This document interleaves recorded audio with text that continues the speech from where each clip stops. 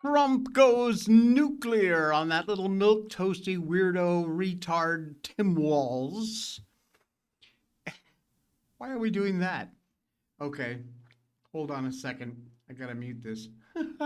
Okay, what else? Gen X voices lead in displacing rotting corporate media. Uh, I'll explain that. It takes a little bit.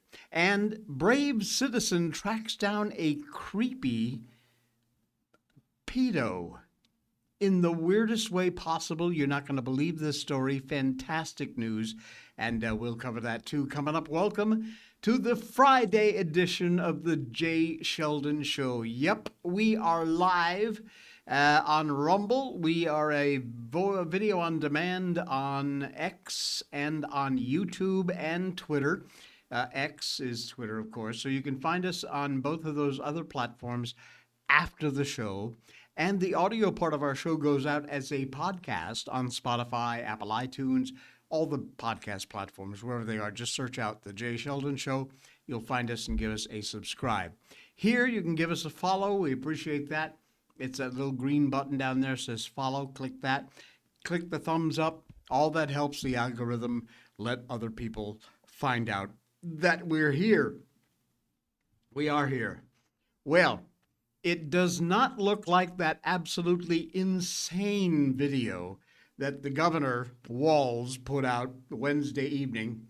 This unhinged Democrat moron went down. It didn't go very well at the White House.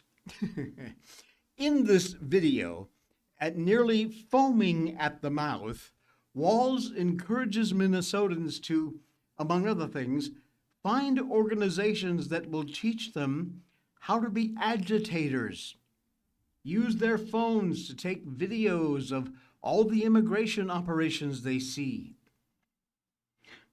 help create a database of videos that could be used to prosecute ICE agents. And generally, he's encouraging everybody to do everything they can to cause nothing but chaos, create dangerous situations like the one that resulted in the death of Renee Nicole Good. The justified death, I should say. Absolute idiot. Direct quote from Walz Screed. ICE agents are going door to door ordering people to point out where their neighbors of color live. They're pulling over people indiscriminately, including U.S. citizens, and demanding to see their papers. Grocery stores, bus stops, even at our schools. This is exactly the words from Walz's mouth.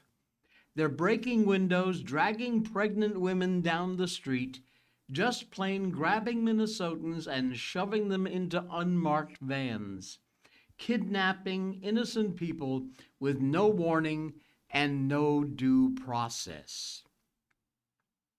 He couched his extremely dangerous call to action with a lot of peaceful this and peaceful that, but the message from this moron was absolutely clear. Put your lives and the lives of others at risk so violent, illegal aliens can stay on the streets in your hometown.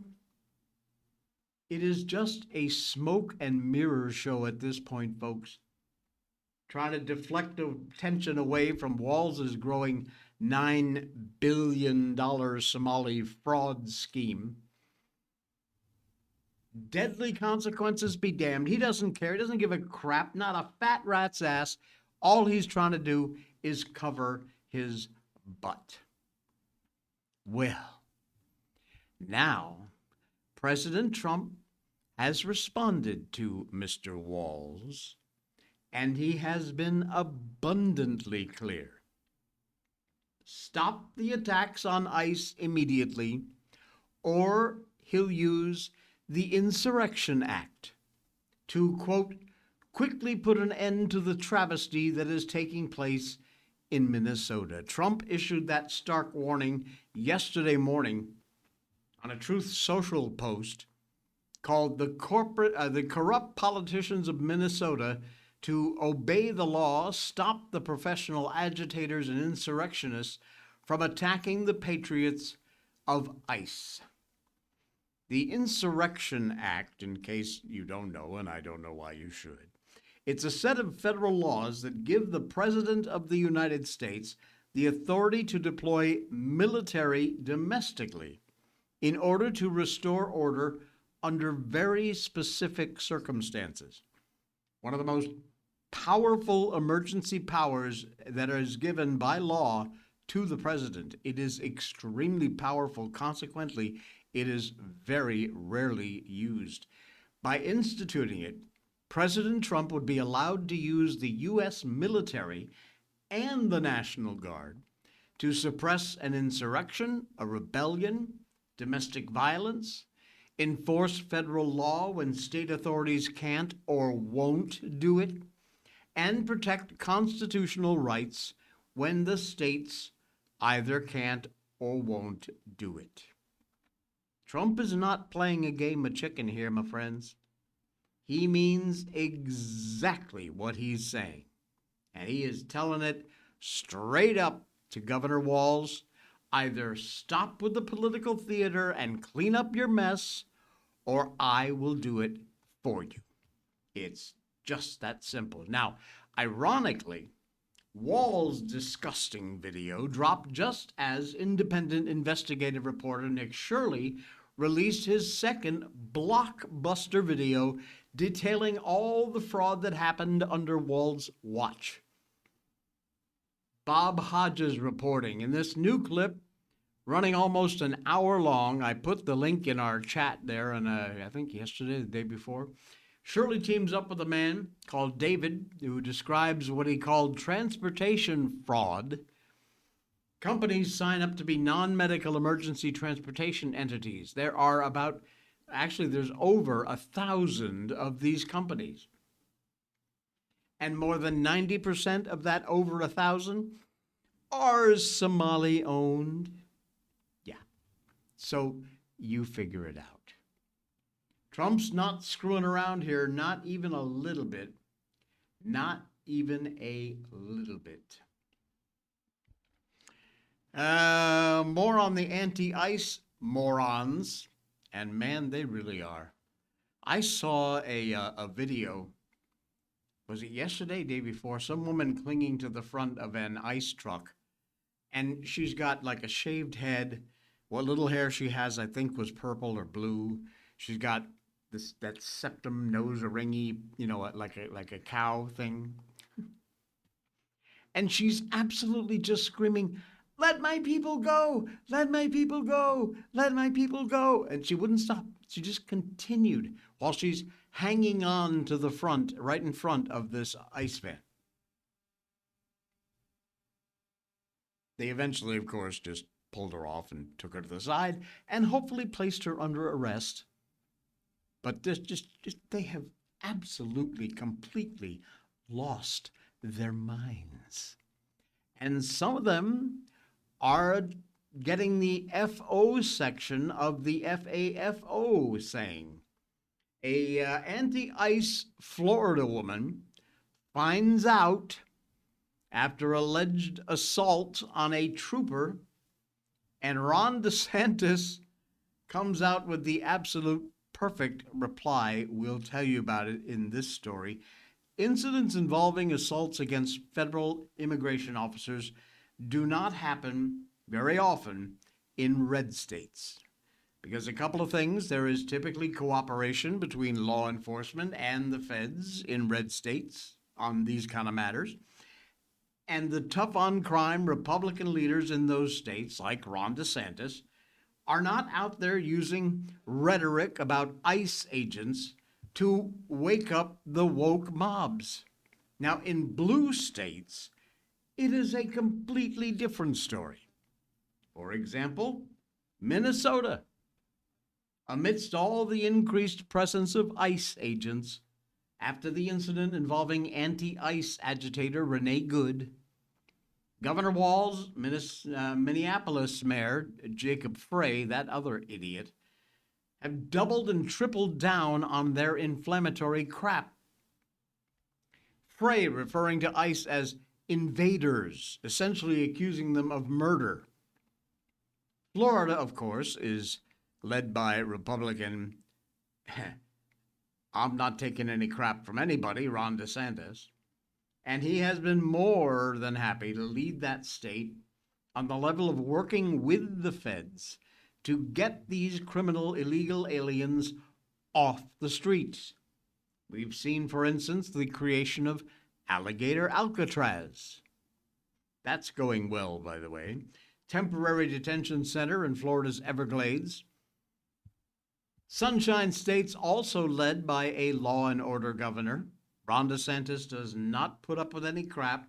He has for a long time now, made it very clear that the radical left protesters, if they're going to try and cause trouble, they should be ready to face the consequences of their actions.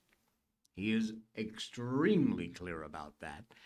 And as it turns out, that process is underway after the incident Tuesday involving a Jacksonville woman whom Florida Attorney General James Althmeyer said took out her frustrations with ICE on state troopers. Here's a little piece of advice. Don't screw with state troopers. They don't put up with much. During an immigration enforcement operation, she wound up getting taken into custody. Jennifer Cruz from Jacksonville. She disagreed with the immigration enforcement and decided to commit a few felonies. Yeah, just a few. Got out of her car and punched a trooper in the face. The AG in Florida said, unlike Minnesota, we don't put up with this nonsense. Not today, Jennifer. This has got some language, so be warned. New footage released the left-wing lunatic in Jacksonville, Florida, Jennifer Cruz, punched a state trooper during an immigration enforcement operation, and this is what happened when they loaded her into the cruiser. She was obviously under arrest for several felonies. Weak ass motherfucker! Don't you dare start kicking. No! Stop! Close. Lift your head up.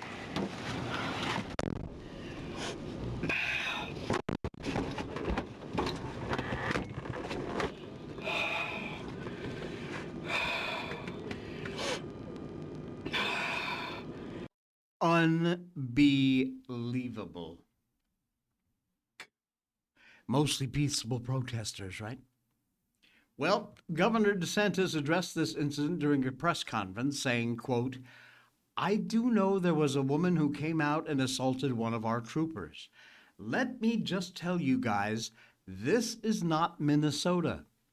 That is not going to end well for you in Florida. The idea that you're going to assault one of our troopers is unacceptable, and you are going to face consequences as a result. He also responded on X saying, bad decision to attack one of our troopers. This ain't Minneapolis. Cruz is facing multiple charges according to jail records, including resisting an officer with violence, battery on law enforcement, driving with a suspended license, and the list goes on, and the hits go on. Where do these people think they can get away with this? In what world do you think you could get away with that? There isn't one. Idiots. Absolute idiots. Did you see Caroline Leavitt yesterday? Oh, man. You know, like I said, Pam Bondi with her firing those 6 district attorneys, I'm getting impressed by this Caroline Leavitt. I mean, she's always been pretty on the ball, but man, she really strikes back. When she hits hard. She absolutely levels a lefty reporter after the reporter comes out with this absolutely quacky, dishonest ICE question. Have you seen the movie It, Chapter 2? I know it's a horror film, but and I'm not big on them, but I do kind of like that It franchise. Anyway, who doesn't love a good, horror film? Stephen King, certainly not my cup of tea, but, every now and then. This will not be a spoiler. The movie came out back in 2019, but the evil clown who eats people, Pennywise, ultimately is defeated after the good guys realize that the way to take him down is by making him feel small. You remember that? Well, if you don't, there you go. And they make him feel small by aiming stinging and extremely accurate insults at him. For example, they yell at him, "You're just a stupid clown." And Pennywise gets smaller and smaller with every little pointed barb that they shout at him. And eventually, he shrinks into nothingness. And he's gone. Well, I tell you that because exactly the same thing happened in the White House briefing room. Her Thursday afternoon briefing, yesterday afternoon, Press Secretary Caroline Leavitt took a question from the Hill's, I don't even know how to say this, Niall Stanage. He was shouting like he was fresh off the lines of harassing and taunting ICE agents in Minneapolis, had stowed his protest sign under his seat. He phrased his question in a way that fell short of even the lowest possible journalistic standards. And Caroline Leavitt was not having it. Now, I will play that for you, but in case, it's a little tough to hear the reporters as usual. He says, "Earlier, you were just defending ICE agents generally, and earlier on, Secretary of Homeland Security Kristi Noem spoke to the media, and she said, among other things, that they are doing everything correctly. 32 people died in ICE custody last year. 170 U.S. citizens were detained by ICE, and Renee Good was shot in the head and killed by an ICE agent. How does that equate to them doing everything correctly?" Well, Leavitt fired back almost immediately. Where's the cut? I thought we had the cut. Do we have the cut or not? All right, well, I got what she said anyway. She said, "Okay, so you're a biased reporter with a left-wing opinion because you're a left-wing hack. You're not a reporter. You're posing in this room as a journalist, and it's so clear by the premise of your question, and you and the people in the media who have such biases but fake like you're a journalist. You shouldn't even be sitting in that seat." She continues, "You're pretending like you're a journalist, but you're a left-wing activist, and the question that you just raised and your answer just proves your bias. You should be reporting the facts, reporting on the cases. Do you have the numbers of how many American citizens were killed at the hands of illegal aliens? And who ICE is trying to remove from this country? I'll bet you don't. I'll bet you don't even read up on those stories. I'll bet you never read about Laken Riley or Jocelyn and Gray, the innocent Americans who were killed at the hands of illegal aliens in this country. The brave men and women of ICE who are doing everything in their power to get rid of these heinous individuals and make our country safer.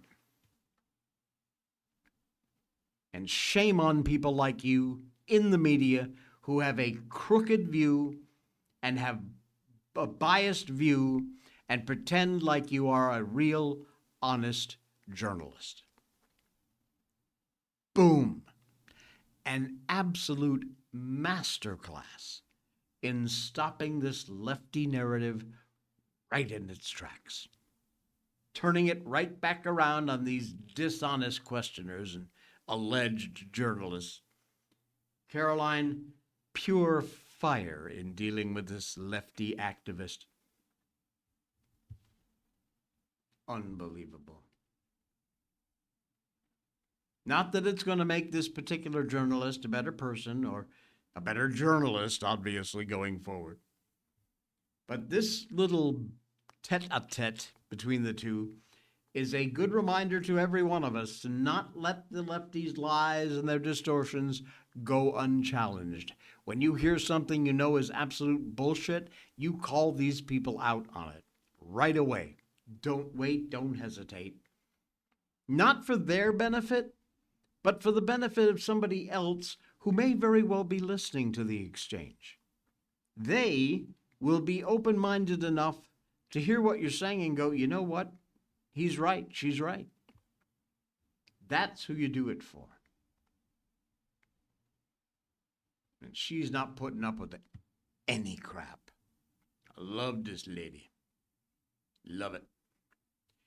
Anti-ICE activists. What is their goal? Well, it ain't stopping violence, that's for sure. It is trying to end all immigration enforcement. You may not like it, but ICE enforcement is democracy in action. Plain and simple. But deeply unfair, manipulative narrative about ICE's enforcement of my immigration laws congealed as soon as Trump took office. ICE enforcement amounts to military-style raids, otherwise peaceful communities. And as such, ICE responsible for any unfortunate violence that accompanies their enforcement activities. Obviously, this narrative has gone into major overdrive since the unfortunate killing of Renee Good in Minneapolis last week. But facts don't really matter here. Nope, anti-ICE hysterics, very impervious to the fact that Good and her partner were specifically engaged in illegal activity. They were. It's on camera. You could argue law enforcement should have behaved differently, but you cannot say that Ms. Good was an innocent bystander, not if you truly watch all of the videos involved in that. She put herself in harm's way. Plain and simple, end of discussion. You can't impede federal officers. You know that, and yet you do it anyway. Let alone you can't lunge towards them in a 2-ton vehicle.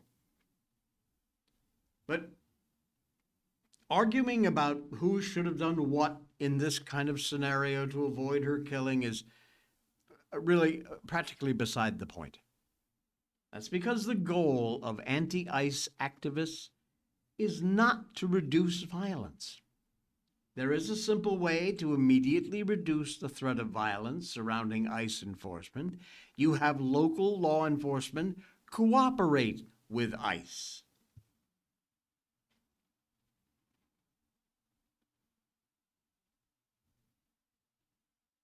Longtime DOJ prosecutors said DHS publicly announced that if state officials would cooperate and assist them in focusing their efforts on criminal offenders, most of whom violate state law and are in state prisons and jails, then DHS would not be arresting many of those it is now arresting.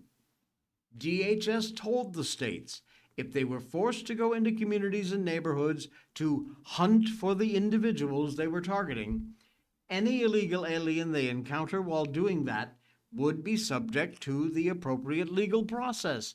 That's just the law, babe. 30 plus years ago, when this guy first began as a federal prosecutor, the Border Patrol would pick up 20 illegal aliens just released from state prison. Prison officials wouldn't turn them over to BP at the gates of the prison. They'd go into federal custody, and if they would be put through the deportation process, not released back into the community. But blue states and cities nowadays refuse to do this. They refuse to notify ICE of pending releases of state and local prisoners who are illegal alien criminals. They force DHS into a choice. They can do nothing, or they can do what they're doing right now. So who's at fault? Former FBI agent and a cop saying pretty much the same thing. He said, exactly 30 over years ago, when I was a police officer in Northern Virginia with a heavy Central American population, we routinely arrested illegal aliens for DUI, assault, domestic assault, and other sometimes serious crimes. At booking, we notified INS, Immigration Naturalization Service, and a van showed up at the jail the next morning, took them into custody, end of story. No protests from deranged boomers more interested in protecting illegal aliens than their own community. And today, that same police department refuses to cooperate with ICE on even serious felons who are taken into custody. It's insane. This is a former FBI agent writing. Now, we're not seeing many ugly situations like what happened in Minnesota, in red states. Because in red states, as we said in our last story, they are cooperating with the police and authorities. So Democrats have a simple choice before them. You can choose to direct law enforcement to cooperate with ICE, or you can choose to make your community even more dangerous than it already is. That's on you. There is no serious argument that they're opposing ICE because they care about public safety. Immigration enforcement is a matter of public safety. That's exactly what it's all about, you knuckleheads. And yet, Northern Virginia Police Department releasing alleged child sex offenders into their community rather than honor federal immigration detainers and holding them for ICE to arrive to take them away. Oh no, they're not notifying them, they're just releasing them right back out in the community. Your community, you happy about that? You shouldn't be. Is it more dangerous to have ICE agents in your hometown than to have sex offenders roaming the streets? Is that what you want? Because that is, in fact, what you're getting. And that, my friends, is insane. Absolutely insane.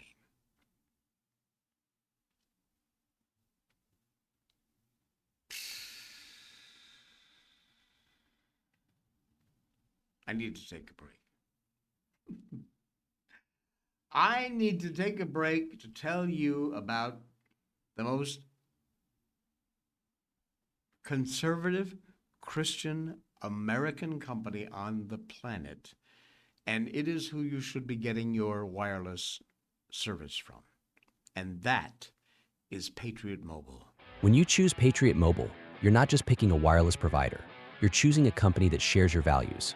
It's easy to switch, and you can keep your number, your phone, and most importantly, your values. With Patriot Mobile, you get the power of nationwide coverage on all 3 major networks. That means wherever life takes you, we've got you covered on the same reliable networks you already know and trust. And when you need us, we're here for you right here at home.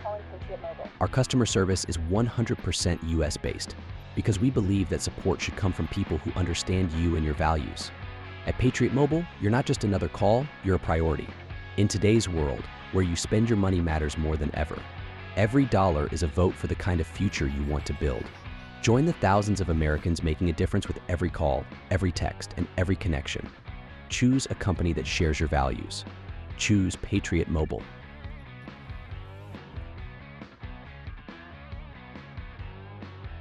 PatriotMobile.com/J, J-A-Y. That is the link to go to get signed up. Unlimited talk and text, US-based support. They're there to help you fit into a plan that fits your budget and your needs. They are not there to upsell you something you can't afford and you don't need. They are there to help you, and they are a Christian conservative company that believes in the First and Second Amendment, the right to life. They support our military, first responders, police, firefighters, ambulance folks, all those good people, and they do not send one dime of profits to any lefty kind of organizations. They support the organizations you and I support. Guaranteed coverage, nothing changes. You keep your phone, you keep your phone number. Try it out, give them a call, check out their website, patriotmobile.com/J, and if you use that link and you get signed up, you can also use the code J, J-A-Y, and they will give you your first month free. Yep, your first month is on me if you sign up with Patriot Mobile using our link, patriotmobile.com/J. Thank you, folks, and thank you to the good, hard-working folks over there at Patriot Mobile. Gen X voices, Joe Rogan, Gutfeld, these kind of people, apparently they are taking the lead in displacing the absolute rotting corporate media, which is a good thing. Gen X is pretty used to being ignored, but it very well could be our superpower. As a recent TD Bank survey found out that Gen X was most likely to overspend during the holidays, but the New York Times noted many retailers and marketers are looking past them and to millennials and Gen Z, especially as the malls continue to empty out, more shopping moves online. Do you know how much brick and mortar stores have suffered since online shopping has taken over? Unbelievably, Gen Xers are very used to being ignored. It's 2026. First wave of Gen Xers are turning 60. Our movie heroes like the anti-woke Indiana Jones, beating the latest self-congratulatory and woke Golden Globes. And did you see that? The Golden Globes sucked butt. Their viewership was like nobody. And yet, Gen X, led by people like Taylor Sheridan, Greg Gutfeld, Joe Rogan, Elon Musk even, they are at the top of media and pop culture, as well they should be. We are in the golden age of change and success, we Gen Xers. Now, I was born in 1958, so I'm a little before, I was born a little before the Gen X generation. But really, I grew up in the Gen X generation, so I kind of consider myself, I'm not a boomer. I know I'm of the age of being a boomer, but I really grew up getting influenced as a Gen Xer. Never asked for permission to take over. We quietly wandered in, shrugged, and built our own media platforms, which is why the rise of Gen Xers like Gutfeld and Sheridan, Rogan, Musk feels organic, really. It's not like there was some plan. It just happened. This generation's blend of being skeptical, independent, kind of a punk mindset, really dismantled the old guard's echo chamber, which is all it really was or is. These guys built their own empires, left CNN, late-night liberals, Hollywood elites, all scrambling to try and continue to be relevant, which they're not. Gutfeld success, Gen X comedy, pop culture, sensibility, finally getting the megaphone it deserves.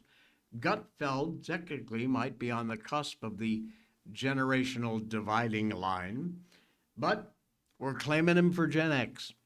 Late night humor guarded by the same handful of network institutions that insisted audiences only wanted one flavor. Obviously, that ain't the fact. Recent years, the flavor was simply anti-Trump. They thought that's all that worked. In contrast, the late show, Red Eye on Fox, hearken to a time reminiscent of the Dean Martin comedy Celebrity Host. Suspicious of authority, irreverent, not interested in applause from the right people. True Gen X punk form, fans were leaning to the fact that a lot of viewers just simply didn't get it. Why is he always talking about wearing a shorty robe? Why is there a puppet? Why am I awake? Who are these people? Stephen Colbert, Jimmy Kimmel all peddled this Trump derangement syndrome crap.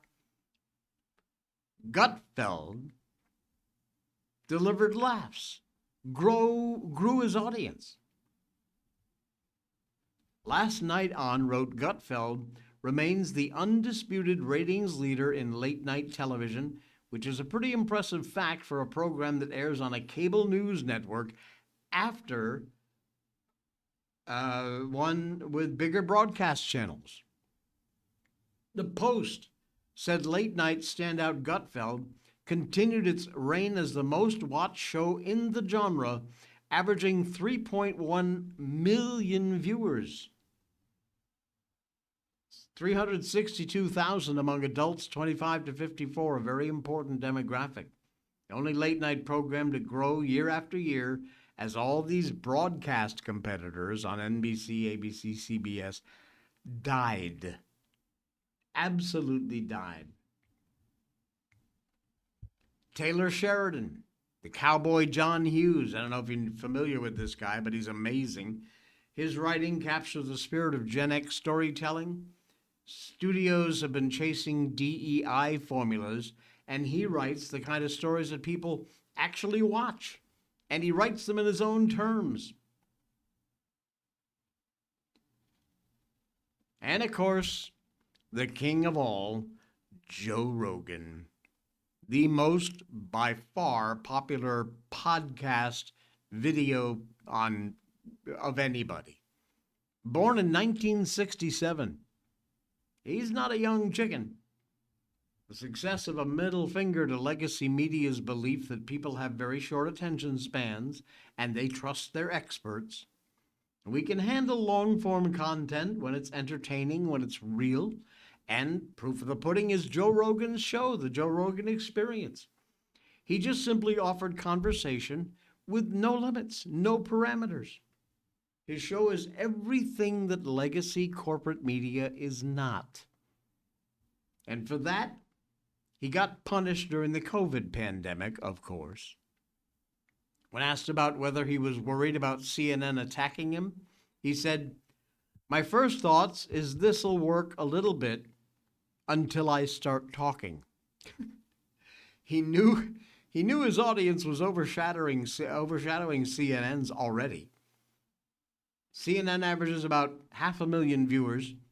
Rogan tops the charts with an average of 11 million downloads per episode on Spotify. Wow. By the way, you can also find our show there on Spotify. So while you're over there watching Joe Rogan, look up the Jay Sheldon Show and subscribe. Oh, man. Love it when a plan comes together. What else is going on? I love this story. We need more people like this brave citizen. This guy tracked down an absolute creep, and his 911 call has been released. Finally, a Florida man story that isn't about some freak of nature who gets arrested for running around naked with a machete or some other crap. This guy actually went way above and beyond. You may have heard this story. It's starting to hit the news cycle. Courageous citizen in Florida driving down the road, and he sees a truck in front of him, whom he recognized as the driver as a registered sex offender. Apparently lives in the guy's neighborhood. And driving with this registered sex offender are two missing boys in his car. So he contacts 911, but not only that, he personally follows the car to make sure this knucklehead criminal can't get away. This arrest happened last month, but the police did not release the 911 call until now. So thankfully, this 60-year-old Darnell Hairston now is in custody, and his youthful abuse victims are safe thanks to a very determined local citizen who took the time to call 911. Where is the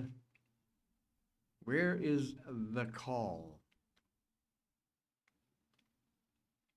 Hang on a quick second here, and I will try and get that for you, if I can. I thought I had it queued up. But you know me, things disappear all the time on this show. I don't know. Oh, let's see. Do we have it or not? I'm still trying. I'm not giving up on this one. Where'd it go?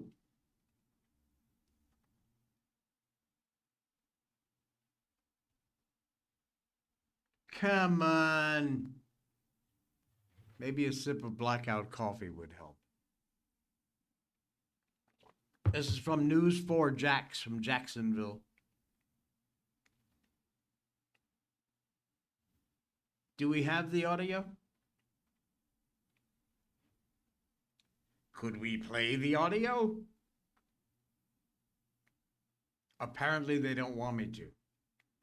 Oh, come on. Crazy. Do we have it? Do we have to watch an ad first? All right, this is the reporter from News 4 in Jacksonville. Let's see if we can't make this work. We're hearing the 911 call that led to this chaotic scene last month in Flagler County. A registered sex offender was found with a child he is accused of kidnapping. I'm News 6's Mark Lehman, and this video shows just how dangerous the situation was, leading to the arrest of Darnell Hairston. And we're learning the arrest may not have happened if it wasn't for a caller who recognized the suspect and called the cops. 591, where's the location of your emergency? Yes, ma'am. There's a child pedophile with two kids in his truck. A 911 caller warning Flagler deputies about the truck seen on this dash camera video from New Year's Eve. We're now learning that call was made because the man recognized the driver behind the wheel as 60-year-old Darnell Hairston. And how do you know this person?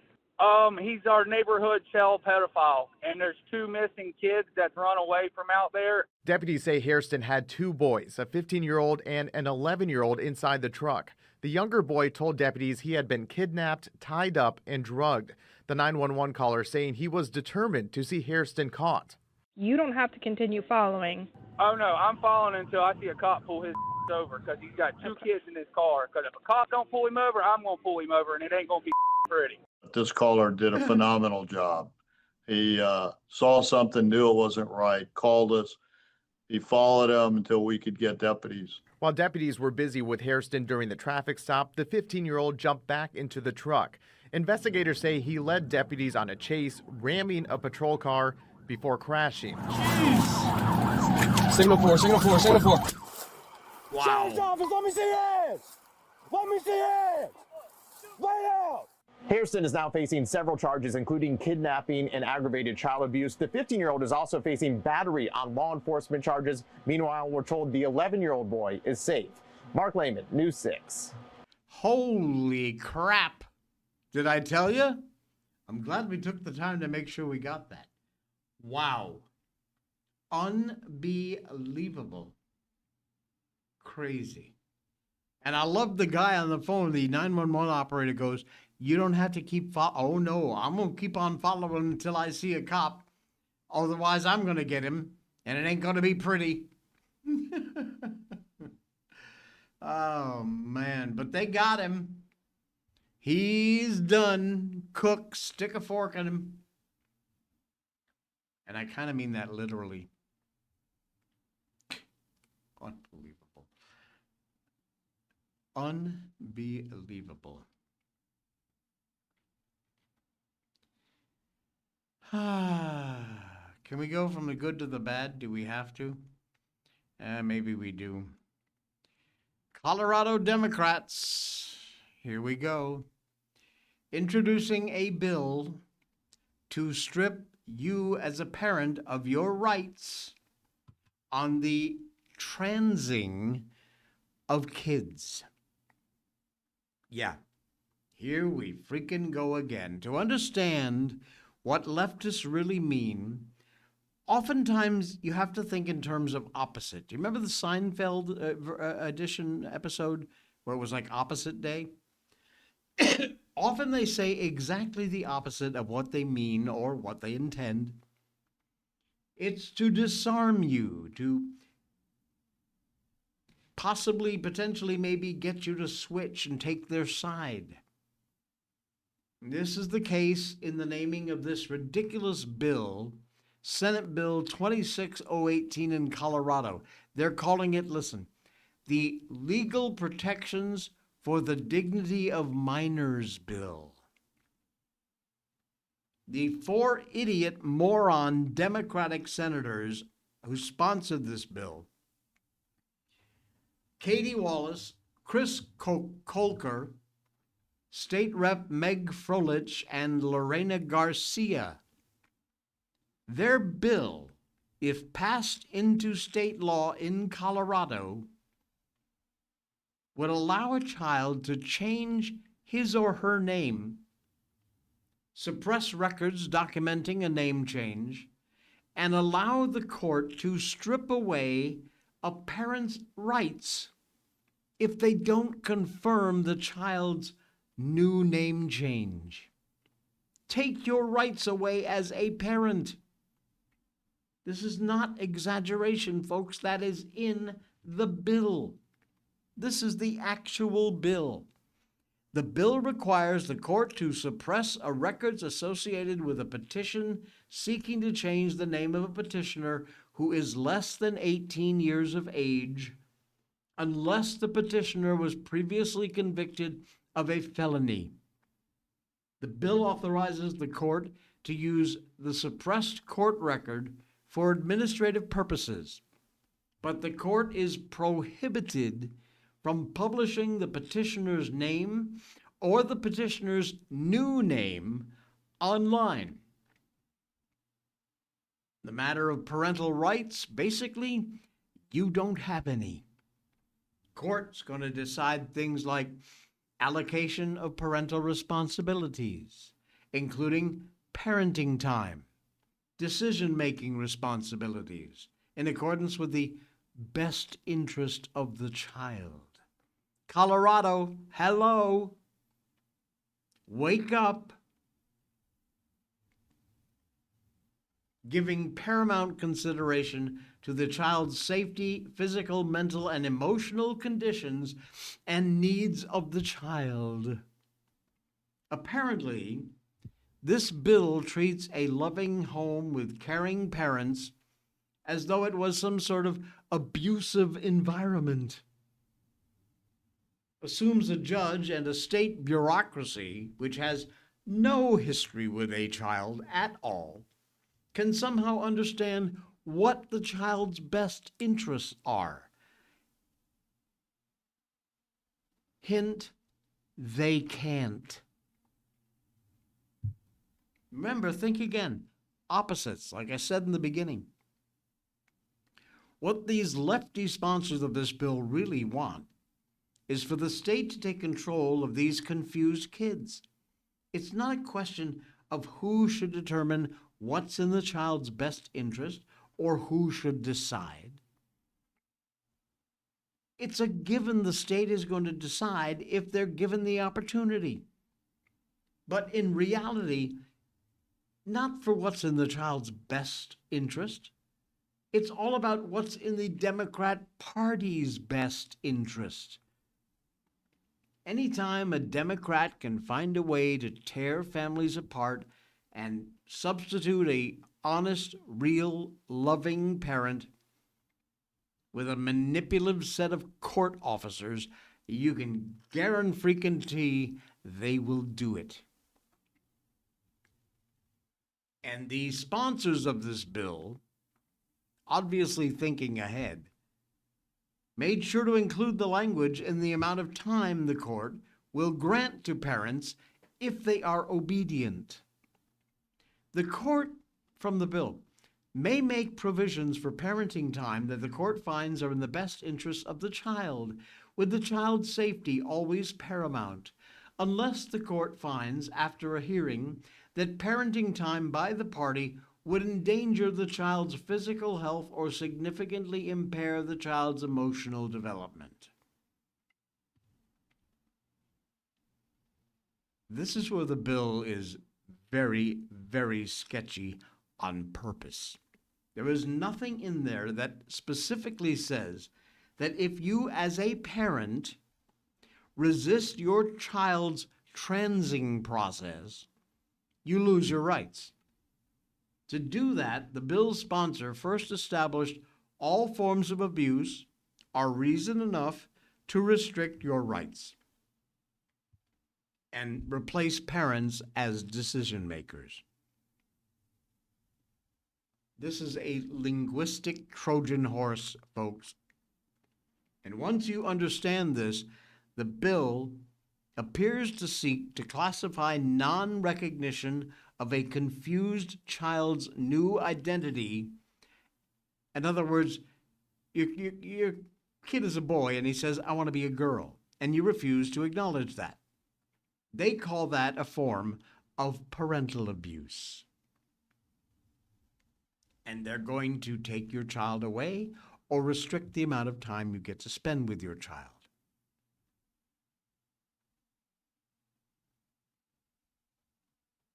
Colorado. And if you think Colorado is the only blue state that is going to start with this crap, it ain't. It's going to get worse and worse and worse. I promise you. Do you own a Chevy?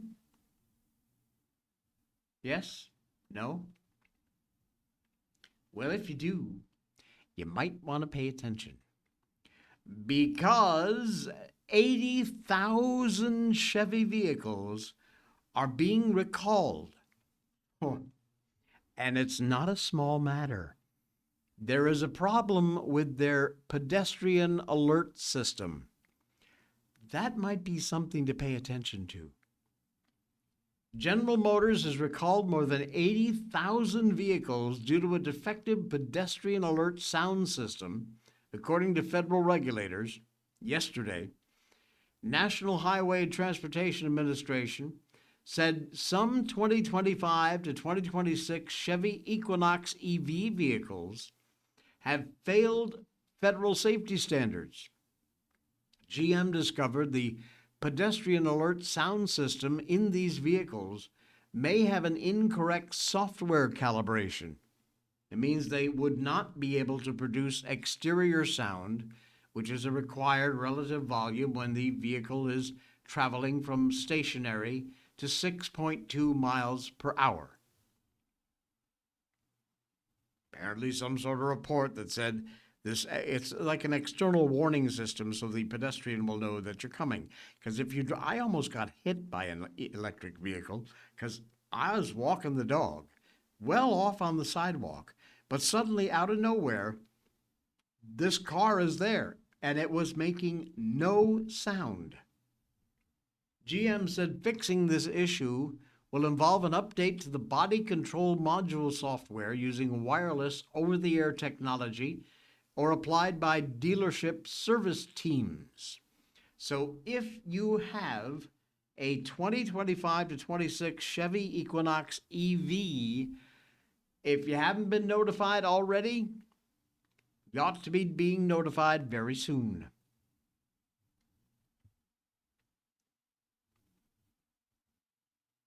All right. Are we done? We are done. Thank you. Thanks for popping by, my friends. Please follow the show. Please get over to Patriot Mobile, Blackout Coffee, make a purchase, help support the show. If you'd like to, you can join us on our Patreon account. You get some access to some behind-the-scenes videos we put up over there. We're continuing to upload the After Hours show, and we will be making more. So it's just basically the price of a cup of coffee every month. About $5 a month, you can get access to all the behind-the-scenes footage and stuff. And we will be posting a lot more once we get the gang going over there on our Patreon. The link, Patreon account, the link is in our show notes. And we appreciate your support. Thank you for that. All right. That's going to do it. It's a Friday, so the weekend is here. We'll be back on Monday. Enjoy your weekend. Spend it with someone you love. And we'll see you Monday.